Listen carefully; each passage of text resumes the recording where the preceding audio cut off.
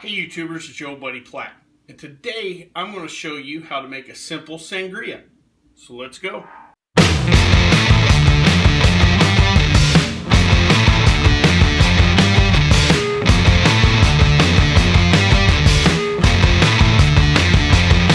So recently I was asked what I do with all this alcohol that I'm making all these videos.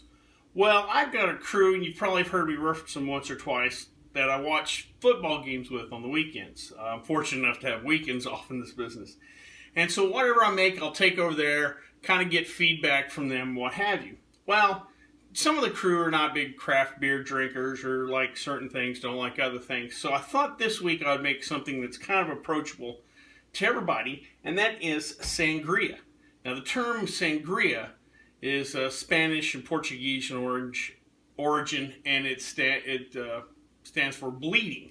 And that's usually because red wine is used as the base and the color, what have you. Sangria, what sangria is typically, we'll start with a wine base, red or white. You can also use sparkling, but generally it's a red or white with red coming in the majority of the time. A red wine base fortified with some kind of spirit, usually brandy, sometimes an orange liqueur like a Cointreau or what have you. And then additional sweeteners are added. You can add sugar, honey, what have you. Some people like to add fresh juices like an orange juice to bump up the sweetener. And then usually some form of chopped fruits. Apples, oranges are real popular. A lot of people like to throw fresh berries, strawberries in there. And here in the U.S., we tend to throw some sort of lemon lime soda, just plain club soda, something add a little effervescence to it. So that's kind of the basics on sangria. Let's make some sangria. Alright, so let's get started. Like I said, this is a real simple recipe. I like to do this in one of these 1 gallon tea containers, but use whatever pitcher you like. We're going to start off with our base, which is a 1.75 milliliter of Yellowtail Shiraz. Like I said, red or white, it doesn't matter. I chose this particular wine because I don't want it too big of a wine like a Cabernet or Zinfandel. Also on the wine, don't go too expensive. It's a shame to take a good bottle of wine and then trick it up with some of this other stuff. Just a nice bottle of a good fruity red wine. And so I'm going to pour that in.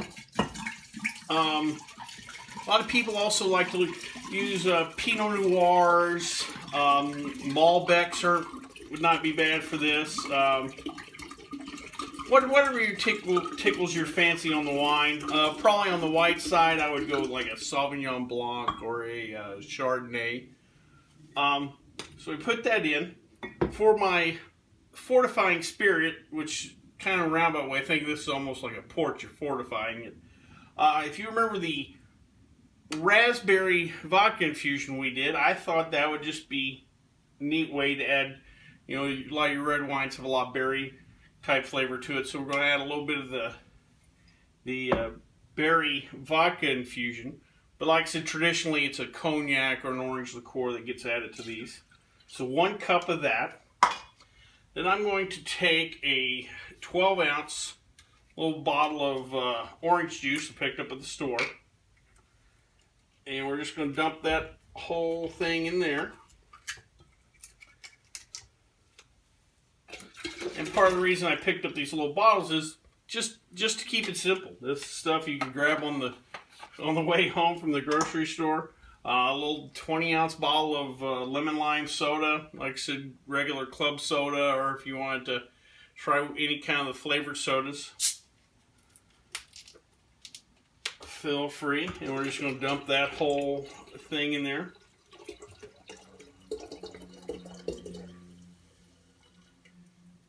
Alrighty.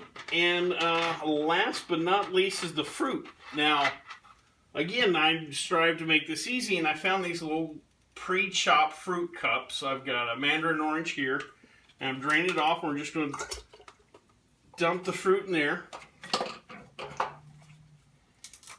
And pears. Like I said, apples are normally used in a lot of these, but I thought pears would be a nice little tweak. We're just going to dump those in there. And there you have it, a nice little simple sangria. Nothing too hard.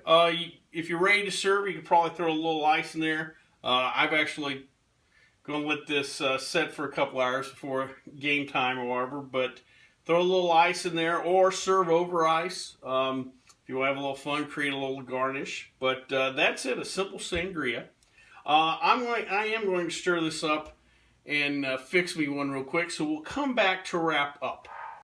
So to wrap up, we made roughly 3/4 of a gallon of sangria using a 1.75 milliliter bottle of Yellowtail Shiraz, a little orange juice, a little bit of lemon lime soda, and a cup of our blackberry infused vodka that we made a few weeks ago. And then we add some mandarin oranges and pears in there just to add a little fruit. Like I said, this is a great little party time drink. One thing about sangria is there's not one recipe to it. It's not like a Long Island iced tea or margarita or whatever. You could really tweak this up. Like I said, there's a ton of wines out there you can use as a base. You could change up the spirit, whether you go an orange liqueur, brandy. I use vodka. I've seen some intriguing recipes with rum, so you can tweak that a million different ways, different kind of fruit juices. Of course, the fruit you put inside. Just a real neat party kind of drink to make, and it allows you to, be creative. And if you want to, you can switch, to white wines in the summertime. White wine sangrias are real refreshing. Well, I hope you liked this video. If you did, please subscribe down below. Also, feel free to share with your friends. And if you have any questions, comments, or concerns, you can leave them in the comment section, or you can contact me on the Twitter page. Well, until next time, bottoms up.